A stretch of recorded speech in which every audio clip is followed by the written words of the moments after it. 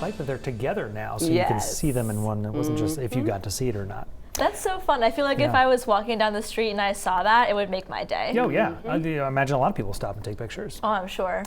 Dana is here with good news for the end of the week. I have good news for today. I have cloudy, cool, and rainy news for the weekend. So fun. Yeah, we've switched things up a lot this week. I feel like we've experienced multiple seasons in one fell just a few swoop. days. Today was, I think, a very traditional, very nice summer day. Here's a look at today's high temperatures. Most of us got into the low to mid 70s, a couple of cooler spots up in the mountains, but for a lot of us with a decent amount of sunshine, temperatures came in right at or right below average for this time of year.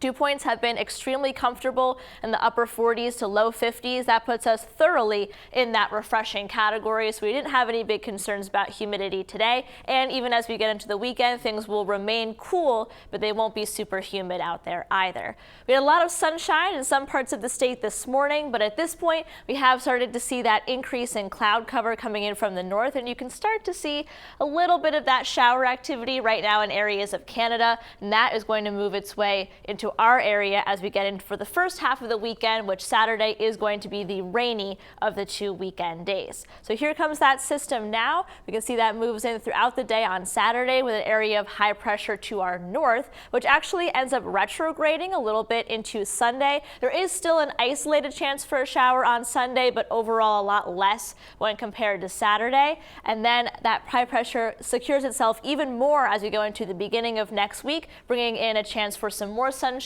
and some much warmer temps as we get into the first half of next week.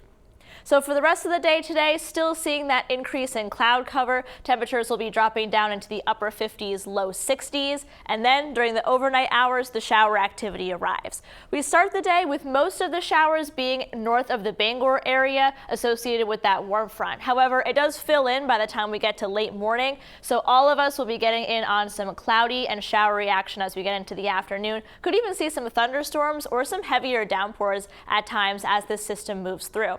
Now, it's not going to be raining all day everywhere.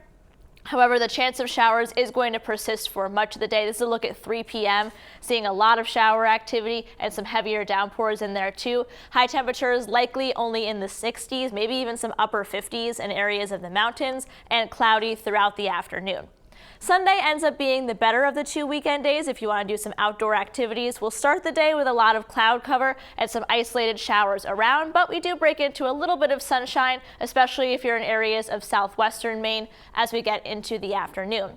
Temperature trend, once we get that high pressure back in as we get into next week, temperatures return to the 80s. And we will have a little bit of a return of that humidity too. Things will get a little bit sticky. And right now it looks like Tuesday might be pretty humid, though I think overall we're going to be in that sticky to lightly humid category. Marine forecast sees 1 to 3 feet. Ocean temp is 64. Quick check of that 7-day forecast. Very rainy for the beginning of the weekend. Sunday will be the better of the 2 weekend days for outside activities, guys. Then as we get into next week, a little bit of heat returns, but not looking at anything record-breaking right now. Be 2 Tuesdays in a row with a big bump in the humidity if that's the case. Okay, maybe our pattern now. Dana, thanks so much.